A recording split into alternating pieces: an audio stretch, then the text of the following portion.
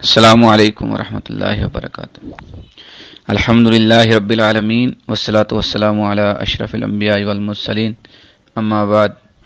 فاعوذ باللہ من الشیطان الرجیم، بسم اللہ الرحمن الرحیم۔ فسبح بحمد ربک وکن من الساجدین۔ قال النبی صلی اللہ علیہ وسلم: من قال سبحان اللہ العظیم وبحمدہ غرست لہ نخلۃ فی الجنہ۔ صدق اللہ العظیم و صدق رسولہ النبی الکریم۔ آج کے درس میں ہم 86 نمبر حدیث کا اور ترجمہ مفہوم سمجھنے کی کوشش کریں گے۔ حضرت جابر رضی اللہ تعالیٰ عنہ سے یہ روایت ہے کہ نبی کریم صلی اللہ علیہ وسلم نے فرمایا: من قال سبحان اللہ العظیم وبحمدہ غرست لہ نخلۃ فی الجنہ، کہ جس شخص نے سبحان اللہ العظیم وبحمدہ کہا، اس کے لیے جنت میں کھجور کا ایک درخت لگا دیا جائے گا۔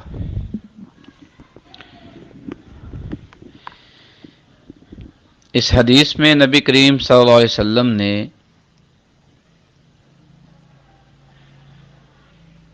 اللہ تعالیٰ کی تسبیح اور تحمید،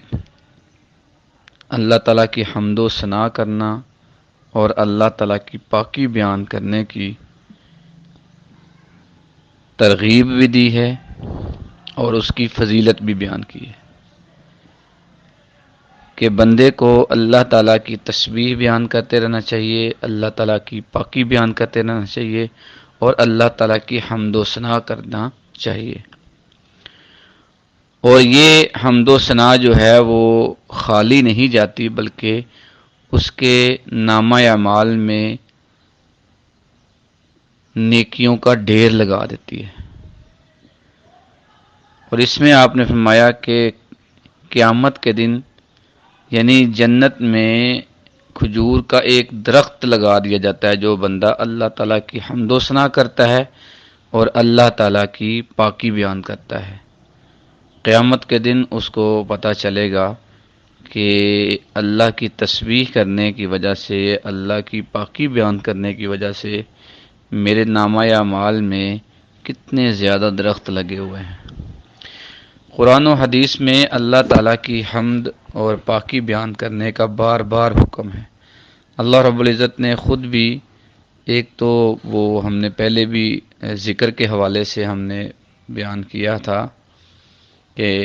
الا بذکر اللہ تطمئن القلوب، کہ دلوں کا اطمینان اور سکون جو ہے وہ اللہ تعالیٰ کے ذکر سے ہے۔ اور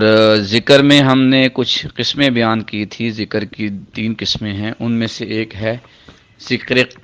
لسانی، یعنی زبان سے اللہ تعالیٰ کا ذکر کرنا۔ زبان سے ذکر کرنے کی ایک صورت یہ ہے کہ اللہ تعالیٰ کی تسبیح بیان کی جائے، اللہ تعالیٰ کی تعریف اور حمد پڑھی جائے، اللہ تعالیٰ کی پاکی بیان کی جائے۔ اور قرآن پاک میں بھی اس کی جگہ جگہ پر ترغیب دی گئی ہے۔ اللہ تعالیٰ فرماتے ہیں فسبح بحمد ربک وکن من الساجدین، کہ اپنے رب کی تعریف کی پاکی بیان کرو تعریف کے ساتھ اور سجدہ کرنے والوں میں شامل ہو جاؤ۔ وَنَحْنُ نُسَبِّحُ بِحَمْدِكَ وَنُقَدِّسُ لَكَ، ہم آپ کی تعریف کے ساتھ تسبیح کرتے ہیں اور آپ کی پاکی بیان کرتے ہیں۔ ایک جگہ پہ ہے سبح بحمد ربک قبل طلوع الشمس وقبل غروبها، سورج کے طلوع ہونے سے پہلے اور اس کے غروب ہونے سے پہلے اللہ تعالیٰ کی، اپنے رب کی تعریف کرو اور اپنے رب کی تسبیح کرو۔ تو اللہ رب العزت نے بھی تسبیح کرنے کی اور پاکی بیان کرنے کا بار بار حکم دیا۔ ایک حدیث میں آتا ہے، آپ نے وہ حدیث سنی ہوگی، بخاری شریف کی آخری حدیث ہے. جو لوگ بخاری شریف کے درس میں شامل ہوتے ہیں یا ختم بخاری کا درس سنتے رہتے ہیں ان کو خوب علم ہوگا کہ وہ شیخ الحدیث جو ہوتے ہیں، علماء جو ہوتے ہیں، محدثین، ان سے یہ حدیث بار بار سنتے ہوں گے کہ بخاری شریف کی جو سب سے آخری حدیث ہے وہ حضرت ابو ہریرہ رضی اللہ تعالیٰ عنہ اس کو روایت کرتے ہیں کہ نبی کریم صلی اللہ علیہ وسلم نے فرمایا کلمتانی حبیبتانی الی الرحمن خفیفتانی علی اللسان ثقیلتانی فی المیزان، کہ نبی کریم صلی اللہ علیہ وسلم نے فرمایا کہ دو کلمے ایسے ہیں جو اللہ رب العزت کو بڑے ہی محبوب ہیں، اور یہ ایسا نہیں ہے کہ اللہ کو محبوب ہیں تو وہ بہت ہی مشکل کلمے ہوں گے، بہت بڑے کلمے ہوں گے. ساتھ میں یہ بھی فرمایا کہ خفیفتان علی اللسان، کہ وہ زبان پر بڑے ہلکے ہیں، بڑے آسانی سے زبان پہ چڑھ جاتے ہیں، بڑے آسانی سے ان کو ادا کیا جا سکتا ہے، بڑے ہلکے ہیں. اور یہ نہیں ہے کہ اگر ہلکے ہیں تو ان کا ثواب بھی ہلکا ہوگا، کم ہوگا. نہیں، نبی پاک صلی اللہ علیہ وسلم نے تیسرا جملہ فرمایا کہ ثقیلتان فی المیزان، کہ قیامت کے دن جو میزان میں، ترازو میں ان کا وزن ہوگا وہ بہت بھاری ہوگا، وزن میں بڑے بھاری ہیں. تو وہ کون سے کلمے ہیں؟ سبحان اللہ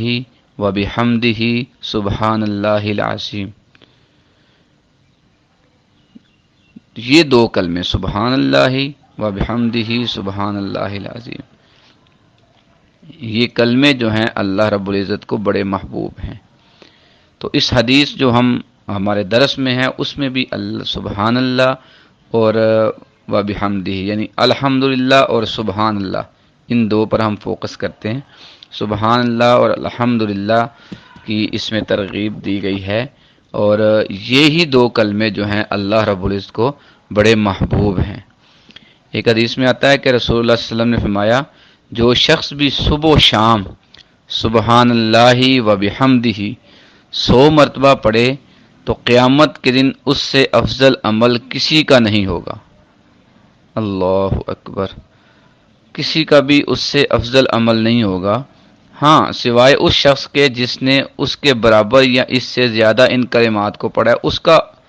جو ہے عمل افضل ہوگا جو انہی کلمات کو اس سے زیادہ پڑھ کر آئے گا. ایک دفعہ حضرت جویریہ رضی اللہ تعالی عنہ بیان کرتی ہیں کہ نبی کریم صلی اللہ علیہ وسلم صبح صبح نماز پڑھنے کے بعد میرے پاس سے چلے گئے، اور وہ اس وقت اپنی جائے نماز پر، یعنی نماز کی جگہ پر بیٹھی تھیں، کچھ ذکر و اذکار کر رہی تھی. نبی کریم صلی اللہ علیہ وسلم تھوڑی دیر بعد آئے تو دیکھا کہ حضرت جویریہ جو ہے وہ ابھی اپنے جائے نماز پر بیٹھی ہوئی ہیں. تو آپ صلی اللہ علیہ وسلم نے فرمایا کہ میرا خیال ہے کہ جب سے میں تمہیں چھوڑ کر گیا ہوں یہاں سے، اس وقت تک تم ابھی ذکر و اذکار ہی کر رہی ہو. انہوں نے عرض کی جی یا رسول اللہ. آپ نے فرمایا کہ تمہارے بعد میں نے ایسے کلمات پڑھے ہیں کہ جو تمہارے یہ سارے وقت جتنا تم نے ابھی تسبیح کی ہے یا عبادت کی ہے ان سب سے افضل ہے. تو آپ نے فرمایا وہ کلمات یہ ہیں سبحان اللہ و بحمدہ عدد خلقہ و رضا نفسہ و زینت عرشہ و مداد کلماتہ. یہ کلمات جو ہے آپ صلی اللہ علیہ وسلم نے فرمایا تمہاری ساری عبادت سے ابھی جو تم نے کی اور تمہارے سارے ذکر و اذکار سے یہ کلمات جو ہے افضل ہے. تو اس میں بھی سبحان اللہ اور الحمدللہ کا ذکر ہے. رسول اللہ صلی اللہ علیہ وسلم نے فرمایا کہ جو شخص بھی سبحان اللہ اور وبحمدہ ایک دن میں 100 مرتبہ پڑھے تو اس کے صغیرہ گناہ مٹا دیے جائیں گے، چاہے اس کے گناہ سمندر کی جھاگ کے برابر ہی کیوں نہ ہوں. اس میں صغیرہ گناہ کا ذکر ہے، اور یاد رکھیں یہ مسئلہ کہ کبیرہ گناہ جو ہے وہ معاف نہیں ہوتے جب تک بندہ سچے دل سے توبہ نہیں کرتا. جب تک ان کی معافی نہیں مانگے گا، توبہ نہیں کرے گا، توبہ کے بغیر کبیرہ گناہ معاف نہیں ہوتے۔ کبیرہ گناہ یعنی جھوٹ بولنا، غیبت کرنا، چغلی کرنا، گالی گلوچ کرنا، اور فرائض نماز میں کوتاہی کرنا، فرائض کی ادائیگی میں جو ہے کوتاہی کرنا، ماں باپ کی نافرمانی کرنا وغیرہ وغیرہ، یہ گناہ جو ہیں یہ کبیرہ ہیں۔ تو یہ جو احادیث میں جو فضیلت ملتی ہے کہ اتنے گناہ مٹا دیے جائیں گے اتنے سال کے، یا یہ ان سب سے صغیرہ گناہ مراد ہوتے ہیں۔ کبیرہ گناہ جو ہے یہ اللہ رب العزت کا قانون ہے کہ وہ توبہ کے بغیر معاف نہیں ہوں گے۔ تو ان احادیث میں دیکھیں ہم نے اللہ رب العزت کے نبی جو ہیں وہ ہمیں حمد و ثنا کی ترغیب دے رہے ہیں اور اس کی فضیلت بیان کر رہے ہیں۔ اور یہ تسبیح کرنا اللہ رب العزت کی، یہ ہمارے جو خواتین ہیں یا مرد حضرات ہیں، یہ وظائف جو ہوتے ہیں نا وہ سارے دن کے کام کاج کی تھکن کو بھی دور کر دیتے ہیں اور دلوں کا سکون بھی اس سے مہیا ہوتا ہے۔ الا بذکر اللہ تطمئن القلوب۔ اور اس سے کام کاج کی تھکن بھی دور ہوتی ہے۔ وہ کس طرح؟ وہ تسبیحات فاطمہ جو ہے وہ سب جانتے ہوں گے کہ نبی کریم صلی اللہ علیہ وسلم کے پاس حضرت فاطمہ رضی اللہ تعالی عنہا جو ہے وہ اپنے گھر میں کام کاج کی جو ہے نا وہ شکایت لے کر گئی۔ حضرت علی رضی اللہ تعالیٰ عنہ اپنے شاگرد کو نا یہ واقعہ سناتے ہیں، کہتے ہیں میں تمہیں اپنا اور فاطمہ کا ایک واقعہ سناتا ہوں کہ فاطمہ جو ہے وہ سارا دن چکی پیستی تھی۔ چکی پیسنے کی وجہ سے ان کے ہاتھ جو میں نے نشان پڑ گئے ہوئے چکی کے، اور وہ خود ہی پانی کی مشک لے کر جاتی اور پانی بھر کر لاتی تھی، تو مشک اٹھانے کی وجہ سے ان پر سینے پر جو ہے نا وہ رسی کے نشان بھی پڑ گئے ہوئے تھے۔ اور وہ سارا دن جھاڑو بھی دیتی تھی، گھر کا ذرا بات کام کرتی ہیں جس طرح خواتین جھاڑو دیتی تھی، جھاڑی دینے کی وجہ سے ان کے کپڑے جو ہے وہ میلے کچیلے۔ تو ایک دفعہ نبی پاک صلی اللہ علیہ وسلم کے پاس کچھ باندیاں آئیں، کچھ غلام آئے، خادم آئے، تو میں نے خود ہی کہا فاطمہ کو کہ جاؤ نبی پاک صلی اللہ علیہ وسلم سے درخواست کرو کہ تمہیں ایک باندی دے دیں، خادمہ دے دیں، تاکہ تمہارا کام جو ہے تھوڑا تقسیم ہو جائے۔ تو جب وہ حضرت فاطمہ رضی اللہ تعالی عنہا نبی پاک صلی اللہ علیہ وسلم کے پاس گئیں تو آپ کے پاس کچھ لوگ اور بھی تھے، تو آپ حضرت فاطمہ شرم کی وجہ سے نا آپ سے ذکر نہ کر سکی، تو واپس آ گئی۔ واپس آئیں تو آپ صلی اللہ علیہ وسلم اگلے دن جو ہے نا آپ صلی اللہ علیہ وسلم خود تشریف لائے، کہا کہ فاطمہ کل تم آئی تھی، شاید تم نے کوئی بات کرنی تھی، تم نے کی نہیں۔ تو حضرت علی رضی اللہ تعالیٰ عنہ فرماتے ہیں کہ میں نے یہ جو نا یہ باتیں جس وجہ سے گئی تھی میں نے ذکر کیا، تو نبی کریم صلی اللہ علیہ وسلم نے حضرت فاطمہ کو کہا کہ میں تمہیں ایک وظیفہ بتاتا ہوں،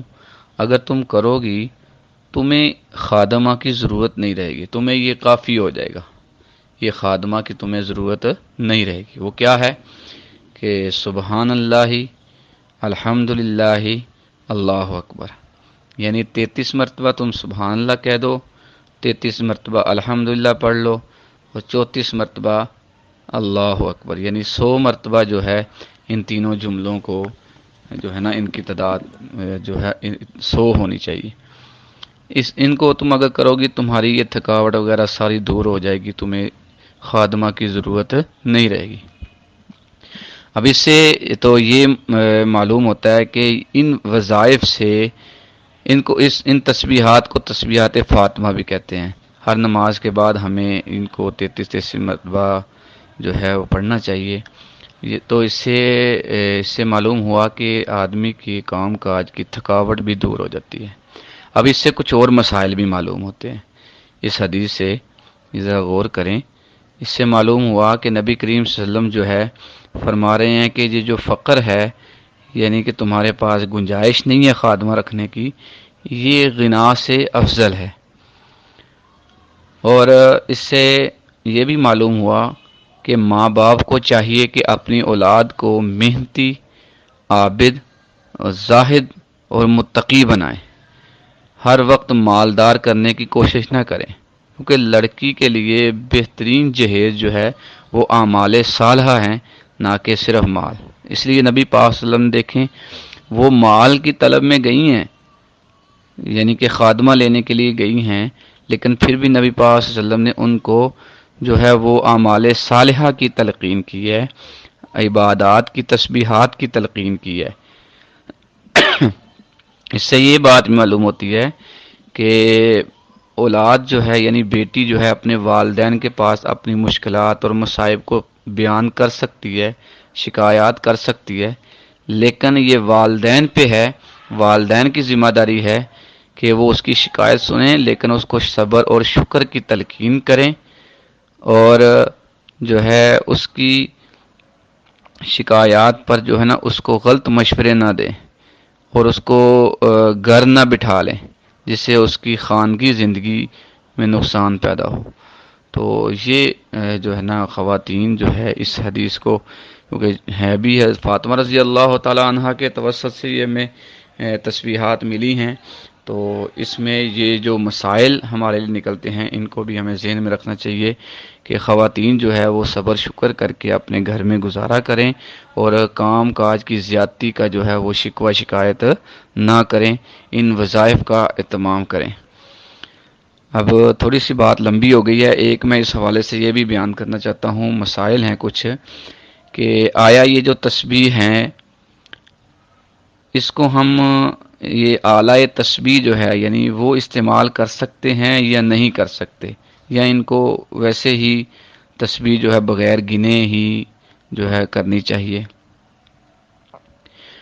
تو یاد رکھیں کہ انگلیوں پر تسبیح کرنا تو سنت ہے، اور یہ اس سے ثابت ہے، نبی کریم صلی اللہ علیہ وسلم عورتوں سے ایک دفعہ کہا کہ اپنی انگلیوں سے بھی تسبیح پڑھو، کیونکہ ان انگلیوں سے بھی قیامت کے دن سوال ہوگا اور یہ کلام کریں گی۔ اس سے معلوم ہوا کہ انگلیوں پر تسبیح کرنا جائز ہے، بلکہ سنت سے ثابت ہے، اور گٹلیوں پر یا کنکریوں پر جو ہے تسبیح کرنا ان کو شمار کر کے، تو یہ بھی حدیث سے ثابت ہے، اور صحابہ کرام جو ہے وہ اس کو کرتے تھے، اس سے ثابت ہے، اور آپ صلی اللہ علیہ وسلم نے بھی ایک دفعہ اپنی زوجہ کو کنکریوں پر جو ہے وہ تسبیح کرتے دیکھا تو آپ نے منع نہیں فرمایا، تو آپ کا منع نہ فرمانا یہ بھی ایک سنت ہوتا ہے۔ تو اب آج کل جو مروجہ جو لڑی میں پرو کر دانے جو ہے وہ تسبیح بنائی جاتی ہے، یا جو ڈیجیٹل تسبیح ہے، تو اس سے معلوم ہوتا ہے کہ وہ بھی ٹھیک ہے، بس یہ ہے کہ اس میں دکھلاوا مقصود نہ ہو، کسی کو دکھلانے کے لیے، شو کرنے کے لیے کہ میں تسبیح کر رہی ہوں، تو صرف مقصد یہ، کیونکہ گن کر تسبیح، تعداد کے ساتھ تسبیح کرنا یہ بھی حدیث سے ثابت ہے۔ اگر آپ مخصوص تعداد میں کو تسبیح کرنا چاہتی ہیں تو اس کے لیے ظاہر بات اس کو یاد رکھنا زبانی تو مشکل ہے، اس کے لیے ہمیں کوئی اعلیٰ تسبیح ہی استعمال کرنا پڑے گا، تو اس سے معلوم ہوتا ہے احادیث سے کہ یہ جائز ہے۔ تو اللہ تعالیٰ سے دعا ہے کہ اللہ تعالیٰ ہمیں اپنی حمد و ثنا کرنے کی توفیق عطا فرمائے۔ والسلام علیکم ورحمۃ اللہ وبرکاتہ۔